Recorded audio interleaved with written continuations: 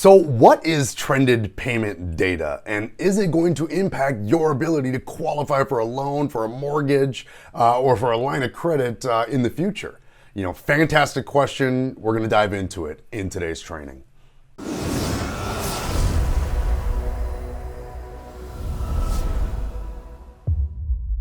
Hey everyone, it's Mike Adams, and on this channel we empower individuals to achieve freedom through improved financial literacy. If you're new to the channel, make sure to click subscribe and click the bell so that way you get notified on any and all of our future training. So in today's video, guys, we're going to be discussing what is trended payment data, and is it going to impact your ability to qualify in the future for a loan, for a mortgage, or for a line of credit? And that is a fantastic question. So let me start by defining what is trended payment data, and really what is this all about, okay? So trended payment data, okay, and this is, you know, it kind of goes back to what we've discussed in other videos where we've talked about some of the different factors, okay, when a bank or when a lender or when a business pulls your credit report and then they run it through the scoring algorithm and it scores all those records and gives you that score, okay? There are certain factors, right, that whatever the algorithm they're using, whatever scoring model they're using, has certain factors that they're looking at that they're going to score on, right? And we've talked about those factors in the past, you know, payment history, utilization, you know, age of file, new credit, okay, and as well mix of credit, okay? So we're talking about FICO. And so, you know, we've discussed that. But now trended payment data, but it started back in 2016. And what it is they started tracking some additional things about you. So again, these are additional factors. Trended payment data is additional factors that are going to be now factored in to the scoring algorithms, okay? So what are those factors, okay? And here's really what it boils down to, and what we're talking about, and let's zero in on one section here of the factors of credit. And again, payment history is the biggest one.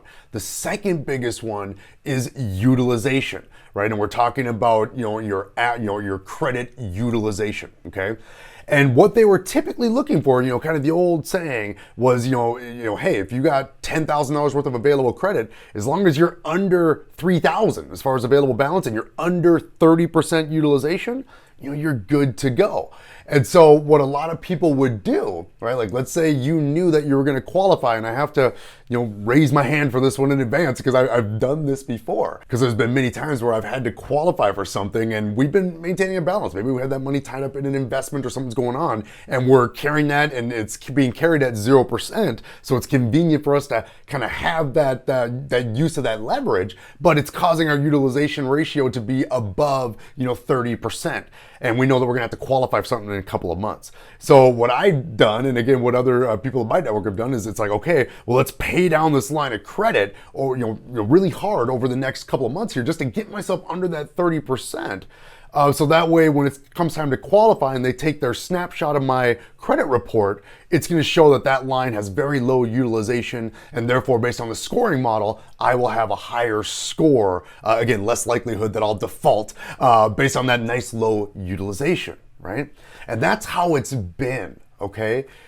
Trended payment data adds a couple of layers to that, and it is really going to put a hamper on those that used, myself included, that use strategies like that to kind of inflate your score when the time was right.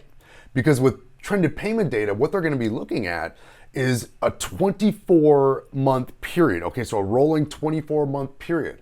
And what they're going to be looking at is the balance. So you got your available line, right? So let's say, again, 10 grand. And let's say day one, I was funding a project using that line of credit. I was using it because I got 0 interest offer, but I wanted to use 8 grand of that 10,000, right? So I'm at 80% utilization on this. Well, now with trended payment data, back in the day, I would carry that for as long as I needed to. I'd write out the whole 0%, and then I'd pay it off if I needed to qualify for something else. Well, now with trended payment data, they're going to be looking at that balance over 24 months. So they're going to see, well, wait a second. Okay, I see today when they take their snapshot, they're going to say, okay, well today, you paid that all the way down, to under 30%. It looks great, but yesterday you were at 80%. And as a matter of fact, you've been at 80% for the past X amount of months. What's up with that? Okay. So trended payment data not only is going to give them the snapshot of where you're at today with your lines of credit and with your utilization, but they're looking at your utilization over the past 24 months. It's kind of like inquiries, how they stay on your credit for 24 months. They're now looking at how you've been using that card. So instead of just showing up on qualification day with a nice low snapshot and you're looking really good, the snapshot's now a little bit longer. Now, and you might be wondering, why are they even doing this? You see, what the banks are really wanting to do is they're wanting to sort people into one of two categories. You're either a transactor, okay, with your lines of credit, or you are a revolver, right, or a balance carrier. You see, with transactors, okay, that means you're using your line of credit. Maybe you're leveraging some of the strategies we've talked about on this channel where you're racking up some points. You're using it for all your transactions, paying your bills, and every month you pay it down every single month to zero balance. And you're just using your credit, your line of credit to transact. So you can do your business and handle your everyday activity. But you pay the balance off in full every single month. And you see, those that are revolvers are those that simply carry a balance. Are you somebody that carries a balance month after month? You are not paying your credit card or your line of credit all the way down every single month. A study came out that shows that revolvers have 7 times the chance of going default than somebody who is just a transactor. And so because of that, the bank's like, hey, this is really important information to us as lenders. Now, again, for those of you watching this video, maybe some of you are lenders, right? But most of you are not. Your consumers like, Mike, this sucks. This is going to prevent me. This is going to potentially impact my score. I've been carrying a balance for whatever reason. I think I'm going to need to qualify in the near future. What am I supposed to do about this if they start factoring this in right away? And your first step is showing up here and watching this video, because if you weren't aware of trended payment data, now you are. And so awareness is obviously the first step, because you don't know what you don't know. And now you have the ability to take some action here, learn, go deeper on the subject, learn more about it. Because if you do anticipate the need to qualify, and again, there's new scoring models coming out all the time, and it's up to lenders whether or not they're going to adopt the new scoring models. Obviously, and what I mean by that is, there's FICO 8, there's FICO 9, there's Vantage this, there's Vantage that, there's all these different models. And when they add new factors into their models, and here's a new model, it's up to each individual business which model they're going to use to grade the reports that they pull. So what's the impact to you?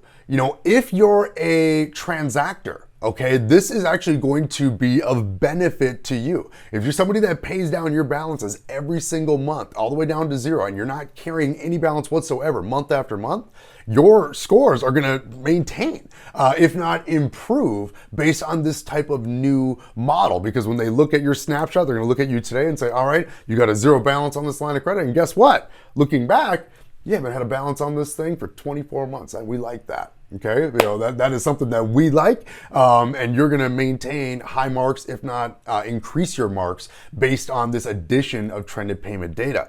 Who this really hurts are those that carry the revolvers, those that are carrying a balance month after month, even if it's lower than that magic 30% that we've talked about in the past. Even if you're carrying a 5%, 10%, 15% balance, you are carrying a balance. Now, do they want to see that under 30%? Yes, but you are still carrying a balance month after month after month, which again could affect the scoring of your report in future models, okay, down the line here. So the remedy here, of course, is to pay off those balances every single month. That is, of course, the goal. Obviously, if you're unable to do so, you want to knock them down as much as you possibly can. Again, managing your cash flow effectively, using the strategies that we discuss on this channel to eliminate that debt.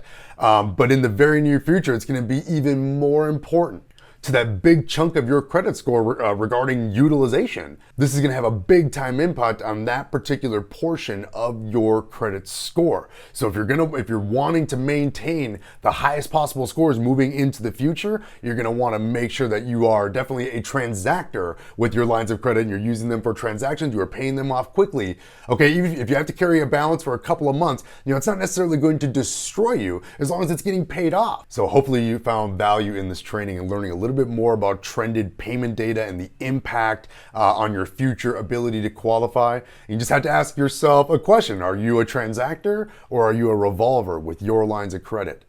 In the future, it will impact your ability to qualify for the best terms and the best rates. So hopefully you found value in this training. If you did, make sure to give it a comment, give it a like below, and you just have to ask yourself, are you a transactor or are you a revolver? Let me know in the comments. I'll see you guys in the next video.